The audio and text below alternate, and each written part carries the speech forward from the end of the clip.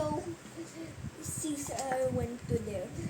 The English fought him with spears, but but but they defeated the English with swords. That's why the English dropped their swords, spears, lances, shields, and axes, and all they scattered away. The Roman soldiers didn't chase them. Instead, good, they said. We've conquered them, muttered Caesar triumphantly. He sailed into the boats, writing that we defeated the English. Pompey was told by the senators, when Caesar comes, arrest him, put him on trial, and death. But when Caesar heard about this, my own townspeople was calling me a traitor. He yelled with rage, soldiers, come! We're going to defeat those rebels.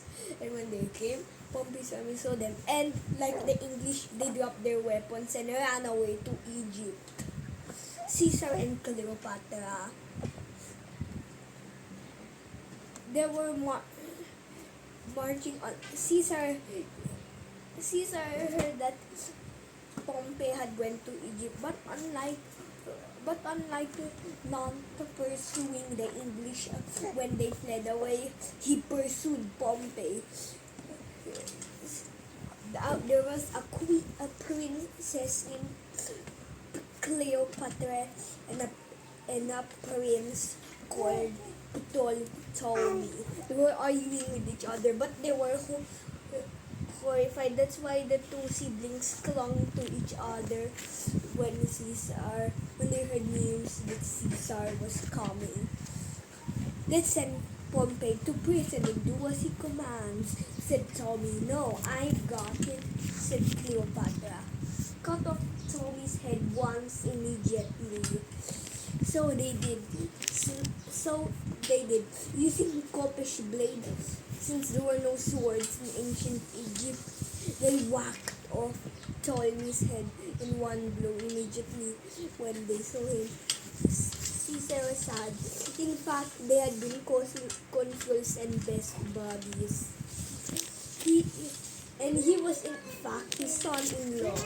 He in fact was the son-in-law of Caesar. So Caesar cried.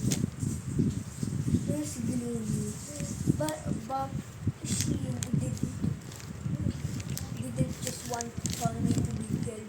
Cleopatra also even joined Caesar. So Caesar was dazzled, and his heart got dazzled too with the beauty of Cleopatra and her room.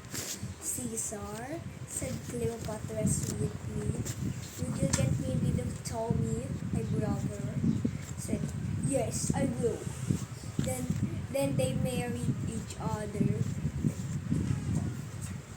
Then I should say that Caesar divorced his wife and it seemed like and pretended he was married with Cleopatra. But one day the senators planned him to stab him to death. That's why Caesar's wife had a horrible dream. Calpurnia. She had a terrible omen that she was holding Caesar's blood-stained body, crying Caesar. Then she woke up and he flung up the door and said, and Caesar said, what's the matter? I haven't had a strange dream. But Caesar went to the Ides in the senator's house. He said, Caesar, said one of the senators, my brother has been banished from Rome. Please rescue him. Let's talk about it later, said Caesar, tickling his chin. He's here, said that same senator. And Brutus and Casca and Cassius and Titus and jumped on him and gave him lots of wounds. Wounds in his side, wounds here, wounds in his hands, wound in his chin, wounds on his cheeks, wounds in his stomach, wounds in his heart. That's why every part of his body gushed all his blood. And as the last of his blood was gushing out, he said,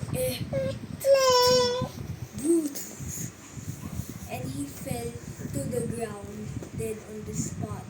The great Roman leader, Caesar, lay dead on the spot.